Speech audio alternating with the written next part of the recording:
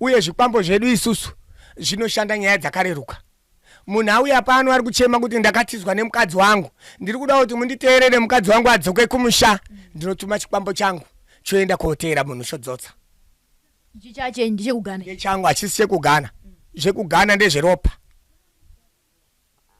Izvi ndezvangu izvi pano. Ndauya inini murume wangu atorwa namarwei achadzoki kumusha. Ndinotuma chikwambo changu chinodaidza baba wachidzoka marwei achisara ari pachena. Ndauya inini ndini marwei, ndiri kuda kuti baba wepa next wandinyenge ndikuti wane mari stereki. Ndibva ndawatora wanditeere.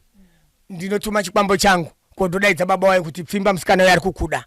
Unoona wakufamba wese mumota mazuva ese. Nekumaloji. Marwei ari kuita kurutsa nyama, kuchaya manyoka neyogati. Mishongo ndo zvikwambo zvaana sekuru wedu.